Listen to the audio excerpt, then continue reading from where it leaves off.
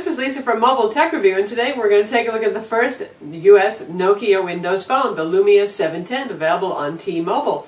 It's only $49 and it's really a great phone for the price. So this is the Nokia Lumia 710. This is the first Windows phone by Nokia that's available in the US. And no, it's not the Nokia Lumia 800, that really nice high-end polycarbonate phone that looks really cool. But hey, for $49, this is a really nice Windows phone. This runs Windows Phone 7.5 Mango, which is the second generation version of the operating system, and has a 3.7-inch LCD capacitive touch screen, and it has Nokia's clear black technology. It's a very nice looking display. My only complaint is viewing angles are not super wide. They're pretty good, but you know, we're not talking 180 degrees here, and if you use it in bright sunlight, it does fade out a bit, but otherwise, indoors, or if you're not standing right out there in the sunshine, looks really nice, sharp and clear and colorful. And the phone is fast thanks to the 1.4 gigahertz single-core Qualcomm Snapdragon CPU. That's about the fastest CPU you'll find in a Windows phone right now, and that's pretty neat for basically what is a budget phone selling for $49 with contract. As always, Windows Phone Mango doesn't support dual-core CPUs yet because Microsoft wanted to keep the phones affordable and because they highly optimize the operating system for that particular second-generation Snapdragon CPU, so it actually runs really quick, certainly as quick as the iPhone and quicker than Android, which is sometimes prone to lag even with fancy dual-core CPUs.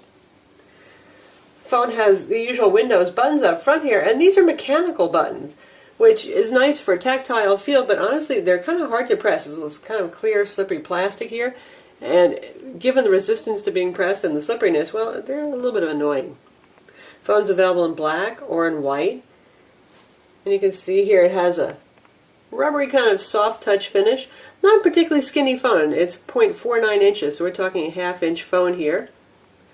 But the good thing is the back is removable, so you can access the battery, unlike the Lumia 800. Very thin phones sometimes have non-removable batteries. You get a 5-megapixel camera on the back. You know Nokia, they make pretty good cameras, so this actually takes nice shots and it can shoot 720p video. You got an LED flash.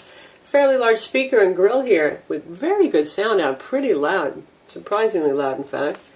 There's a 3.5mm stereo jack up top, power button, micro USB port for syncing. You can either sync this with Zune Desktop to get your media on here, or use the Windows Phone connector in macOS, and that'll sync with iTunes playlists for non-DRM content. Nothing on this side here except for a grab point to remove the back cover. Clean here, you've got a little charm holder mount. Dedicated camera button, that's a requirement for Windows Phone, and that's your volume rocker right there. If you yank off that back cover, which comes off pretty easily, you've got the 1300 milliamp battery right here, and there's your micro SIM card slot. This uses a micro SIM, just like the Lumia 800 and the iPhone 4 and 4S.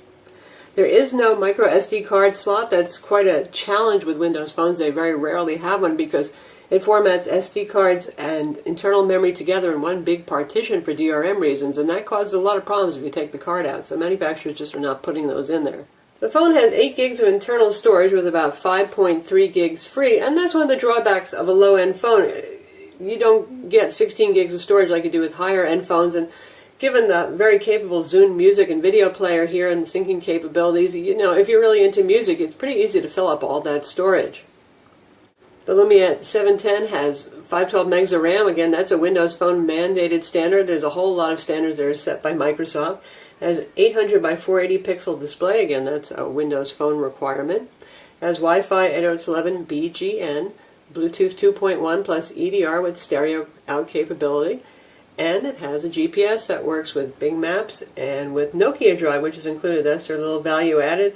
And Nokia Drive is pretty cool because, well, it's a pretty decent mapping and navigation solution, but also it supports storing maps offline. You just pick your state and you can download the maps.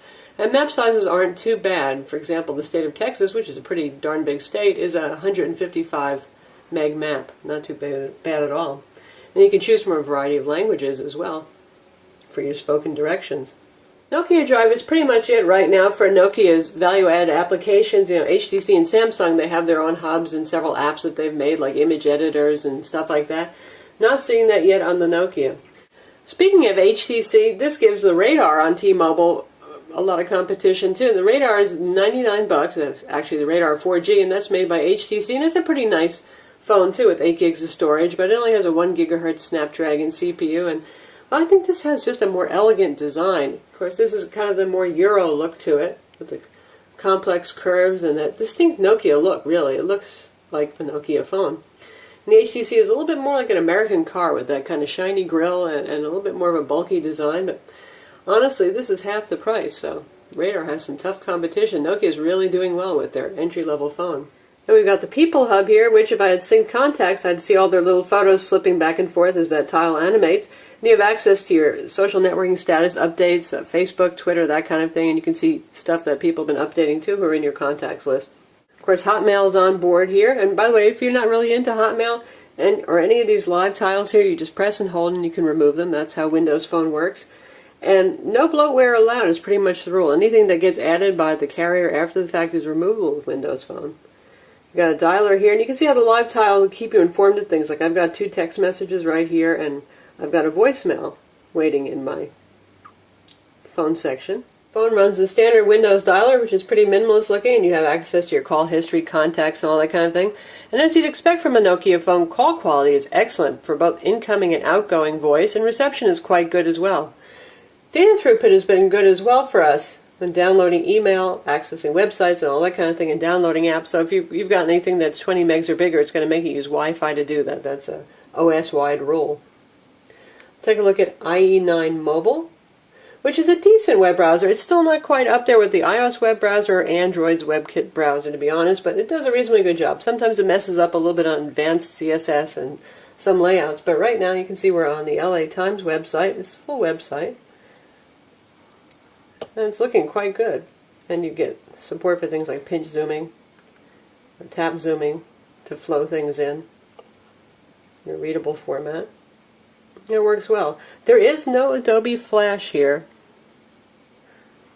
That's still something that is in the purview only of Android phones for as long as it continues to last, since it seems like mobile platforms are now moving to HTML5 since Adobe is not going to be evolving mobile Flash anymore. We've got the Weather Channel live tile loaded here too, and you can see that it's flipped over to the map for the radar view, and now we've got the weather forecast going. So live tiles are pretty cool.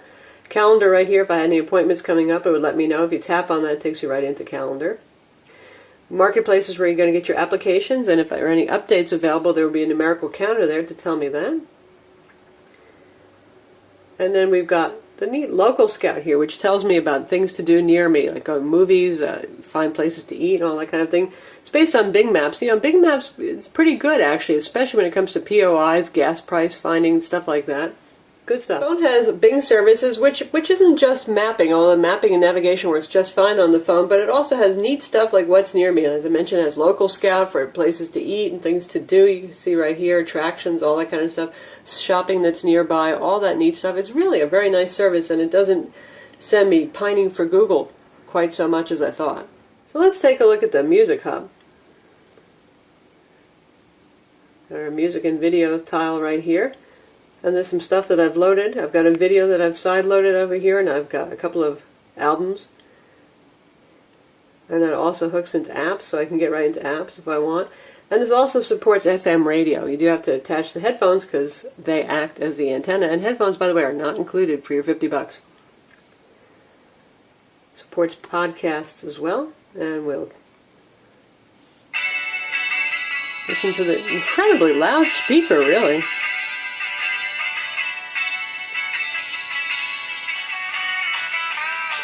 And yes, it does play in the background too. You can also play videos, not just those gotten from the Zune service, but anything that you want to side load, and the Zune desktop software will handle conversion, as will the Mac. Here's an HD video we converted and downloaded via side loading.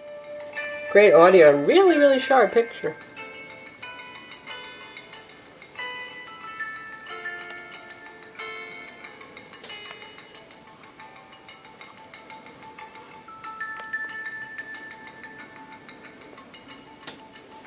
Now you're not just limited to Zune content, anything you sideload. You can stream things like Netflix, for example, which is a staple for Windows Phone.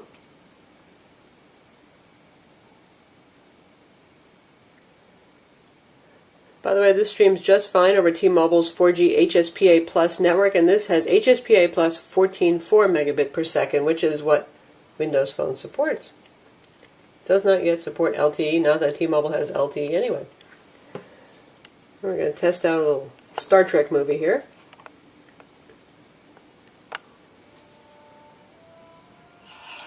So that stream's good, looks nice and sharp, good audio quality.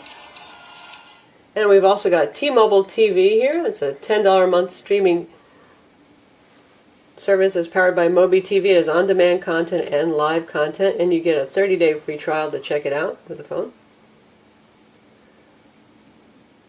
Nice, easy to understand interface, and we'll just check out ESPN.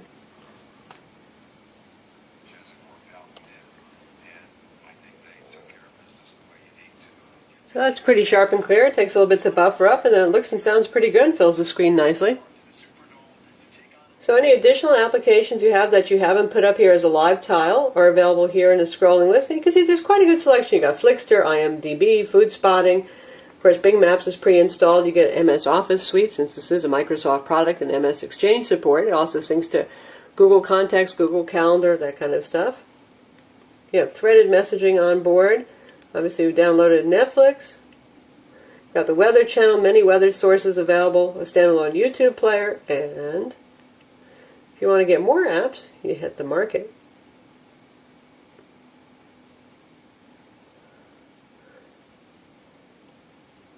And that's what the Market looks like, and it's segregated into apps, games, music and podcasts, and then suggested apps. Got Epicurious on board, and Gadget, all sorts of stuff, and many, many games, because this has Xbox Live. We've got Spotify, Slacker, Radio, Twitter, all sorts of apps, and there are about 50,000 applications now available on the Windows Phone Marketplace, and it's still growing pretty quickly, so it's promising stuff. Now we'll take a look at Xbox Live, which has indeed Xbox Live integration. You can bring your avatar over, for example. See requests from your friends. There's my cute little avatar. And you can download games. You can get trials of all games, which is nice, and they're playable for a good several minutes, so you can get an idea if they're any good before you buy them. And most games, quality games, run between $2.99 and $4.99, and the overall price range is 99 cents to about $6.99, so we'll just check out demo game right now.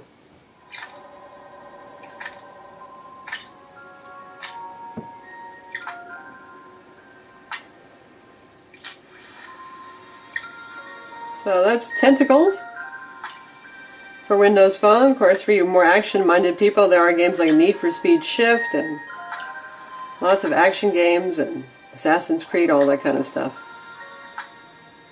Definitely a capable gamer, though. The 1.4 gigahertz CPU does the trick.